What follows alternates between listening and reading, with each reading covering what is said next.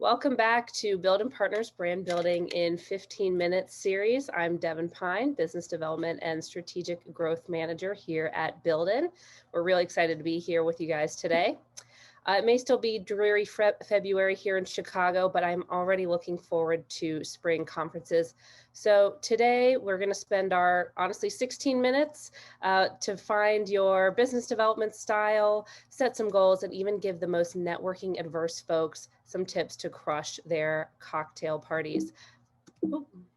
But first, you guys know us, we're Builden Partners. We do marketing and business development strategy for law firms exclusively, serving as an outsourced marketing department for firms with 15 to 100 attorneys. And with the Great Resignation, we're also filling in a lot of interim marketing and communications roles at AM law firms these days because our senior team, we all grew up in big law firms, so we get it. All right, let's get into it. And I want to start off by saying that you cannot just wing it. If you could, if this worked before in the past, we wouldn't be here. It would just be brand building in 2 minutes. But at the end of the day, attending a conference without the proper preparation is a huge missed opportunity. And that preparation has to be more than just reviewing the attendee list the day before. It's important to take that extra step to make sure that you're getting the highest possible return on your investment. And really think about what your investments here are. It's not just the cost of the conference and travel, it's also your time. And we all know that 3 days away from the office can feel like a lot, so it's crucial that you make the most of it. All right, so who's up for a quick poll? I want to know what the least favorite part of conferences is. So I'm going to go ahead and launch this poll. And if you should be seeing a pop-up. If not, try clicking back into wherever you launched Zoom, whether it's the Zoom app or your web browser. And we'll go ahead and give everyone a second to answer. Is it the big intimidating networking events, the exhibit hall booth? Is it the cringy one-on-one meetings? Maybe it's the education breakout sessions are hopefully not a snooze, but maybe they are to you. And if it's something else, please feel free to go ahead and throw that in the chat. All right, so just wait for a couple more folks. Awesome. Okay, so I'm going to go ahead and we got the majority of folks there, so I'm going to go ahead and end the poll and we'll share the results here. Okay, so those of you who don't like working the exhibit hall booth, you are not alone. The good news here is, and I'll go ahead and stop sharing this. The good news here is that you don't need to do these things, right? Well, as much as, at least not as much as you think that you might. Everyone's got to take their shift at the booth at some point, but part of your conference preparation should be building in the activities that you like and that you are good at. And we're going to talk about finding your conference style on the next slide. But once you identify what that is, really leverage it. Use your strength to your advantage and lean into the things that you like to do. All right, teamwork makes the dream work, or maybe a more appropriate saying here is it's easier to hunt in packs. If you have the luxury to attend a conference with a group or even just one other person, use that to your advantage. Meet as a group beforehand and discuss what you like and what drains you and really make a plan around that. If you know and understand your colleague's style, it's going to make that a whole lot easier to tag team the conference as a whole so that your firm is well represented in each seminar, breakout, and event. All right, I promised we would talk about how to find your style. If you're familiar, if you're familiar with the mindfulness app Shine, they talk quite a lot about zaps versus saps. And the core of this is the question, what energizes you? Zaps are the things that give us energy. Maybe it's talking to people. Maybe you're the exact opposite and it's about finding a quiet moment to yourself. For me, it's been listening to Megan Thee Stallion on repeat. Your saps are the things that drain your energy. And really think through these and take notes of those patterns, because the answer to that question of what energizes you is going to be different and unique to all of us. How you connect with people is going to be different than I do, and vice versa. For example, I feel really energized when I go to those big networking events, but we know that 27% of you might be thinking, oh, that is really draining to me. And finding what that is, that's going to be the core of your business development style at conferences because it's how you build relationships. And I know that I've been using a lot of broad examples here, but when you're brainstorming what these are for you, really get specific. So instead of saying, I like networking events, think about what it is that you like about them. Is it, what was fun about it in particular? Maybe it was outside, or you liked it that there was a game component to it. What are the factors that energize you? It's also important to think outside the box. I'm so sorry if anyone can hear this construction happening in the background. Um, but so to give an example of what I mean by thinking outside the box, I once worked with an attorney who would do some of his best networking at the airport and on the plane to and from conferences. That is my worst nightmare, but for him, it worked. He would actually get business from people that he met in airport bars who were going to the same conference. And looking over here at this tip in our blue bubble, as you're brainstorming, also think about the tactics that you've used before that have worked for you. Maybe you attended a women's networking event that you made a lot of good connections at. If so, maybe it's a good idea to seek out and try to replicate that same environment.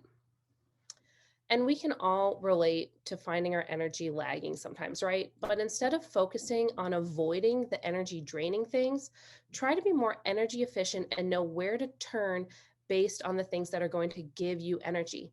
That might mean taking 5 minutes and finding a quiet space after a session, or taking a moment to listen to your favorite pump up song. Whatever that is, build time throughout each day of the conference for your zaps. All right, now that we have our style, it's time to do some practical preparation. These steps are key in both in-person and virtual conferences. The first is to define your goals. And I recommend setting two types of goals. One is learning based. What's something that you want to take away from a conference? This might be a skill from a particular session, or maybe this is getting the scoop on a potential client's business needs. The second type of goal is going to be relationship building based, because we all know that the key to business development is building strong relationships. Your goal for this might be to connect with one person specifically. Maybe it's meeting someone new. This could be a potential client, current client, or even a potential employer. And if you're a regular at brand building, you know that these goals need to be SMART, SMART. Again, that's specific, measurable, attainable, relevant, and time bound. So we know that our goal can't just be to network with potential clients. Really think about how many coffee meetings you need to set up, how many new people that you want to meet, and how you're going to do it. And similar to discussing your styles, if you're attending with a group, make sure that you're aware of each other's goals. There's nothing worse than you and your colleague both trying to set up a coffee with the same person and come off looking uncoordinated. We also need to do our homework to get to know the event and its attendees. Most conferences are going to give you the attendee list beforehand. So as you're looking through that and targeting specific people, take time to look up the issues that are impacting their company and their industry so that when you bump into them at the conference or in a virtual breakout session, you're already prepared. Another research tool is hashtags. Find out if the conference is using a hashtag and check out that LinkedIn and Twitter feed to see who's attending and what they're excited about. And while you're on LinkedIn, also check out what your targets are specifically posting about, and then be sure to read through whatever Wall Street Journal article that they just posted. So when it casually comes up in conversation, you're ready to talk about it. And if you really want an A on your homework, take time to research your surroundings. If you're going to an in-person conference, identify a couple spots around the convention hall, because when you invite someone to lunch, you're going to need to know spots. And if you're virtual, do your due diligence about the platform or app beforehand. So that way you're not taking the time learning the technology when you should be networking. And as you're researching the people that you need to connect with, reach out to your contacts who you know are going to be in attendance and make a date to connect with them at the conference. Having a few meetings set up beforehand is going to really create some momentum for your network. And especially if your style is that one-on-one, this here is your bread and butter.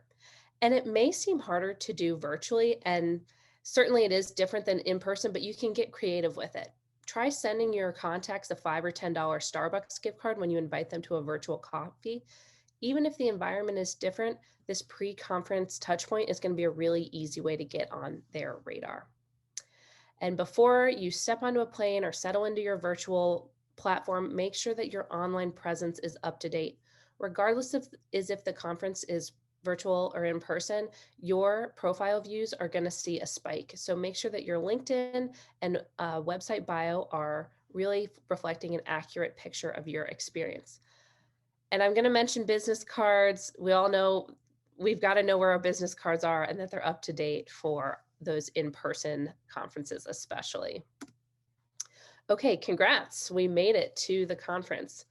We've talked about finding our style, and so we know that we're going to have to use that to network in the environments where you are thriving the most. For example, if you like attending sessions, make a point to go early and introduce yourself to the people who are sitting around you. And when you're in those environments, sometimes the easiest way to strike up a conversation is just by commenting on the event itself. Those simple questions can be a really organic way to find common ground, like how long have you been involved in LMA or ALA, or have you done a virtual bingo event like this before? Early birds, and shout out to my fellow night owls, are going to get the worm. This really presents opportunities for more one-on-one time if you show up early or stay a little later with those other folks who do the same. More and more organizations are trying to get attendees to have fun with the promise of an event. And even if you think that virtual bingo or ping pong is lame, don't stand on the sidelines. You need to participate here. This is not only going to provide you some in the moment opportunities to connect, but it's going to give you ins to strike up conversations later down the road in the conference. Like, oh, you had a great ping pong serve on Monday night. But let's be real, not everyone you meet at an event is going to be a good fit for your network. So prepare an exit strategy or some outs to move on to the next conversation, such as, bringing the conversation full circle. Like, thank you so much for that advice. It was great talking to you. I will be sure to check out that article. Or offering to introduce them to someone else and leaving with a, I'll let you two talk.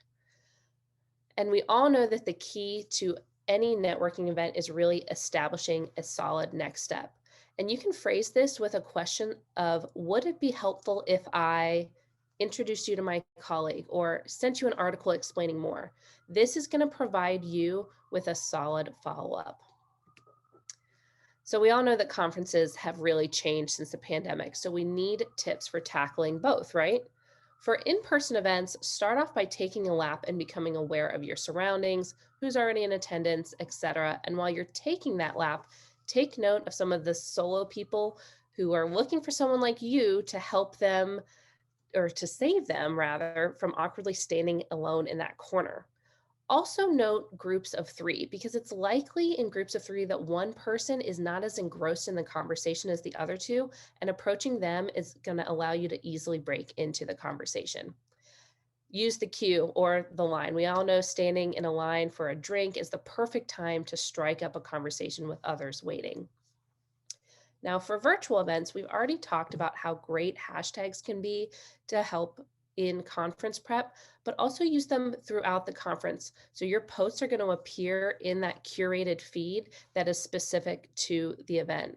And Twitter is especially good for this. So during the conference, if you attend a really thoughtful seminar, tweet about it. And while many virtual platforms have built-in ways to exchange information, it's unlikely people are going to revisit it afterward.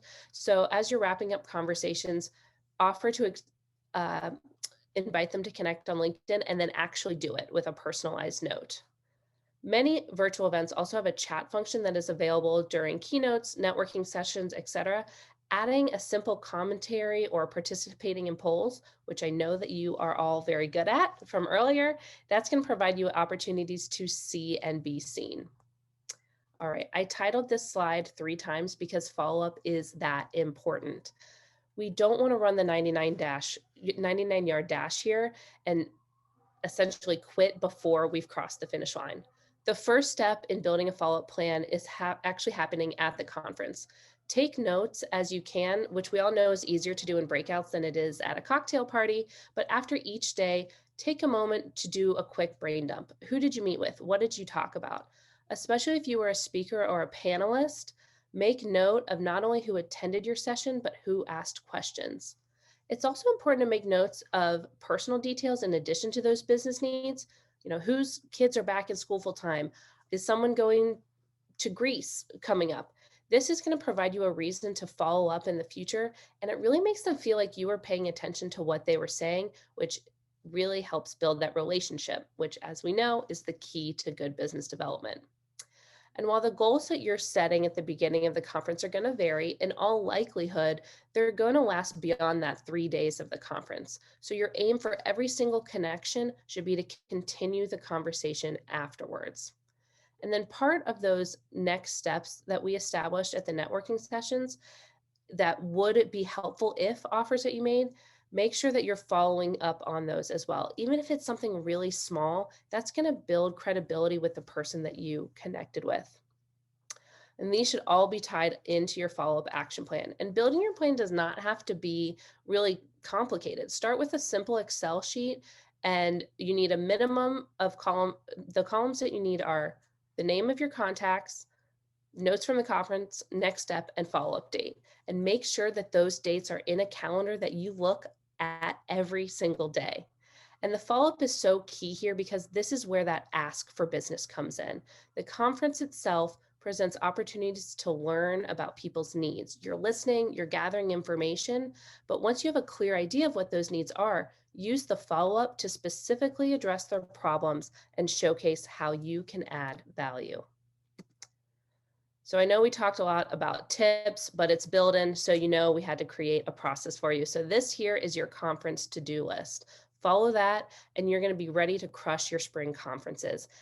And this, yeah, will probably take longer than 15 minutes, but I just like this presentation did, but I promise it's going to be worth that extra time. And we already have a date on the books for March's brand building session when we're going to get into the good, the bad, and the necessary of website redesign. You will not want to miss this. So if you like this and you want some more marketing tips and tricks, be sure to sign up for our newsletter at hello@buildenpartners.com. Thank you all so much for attending, and we hope to see you next time.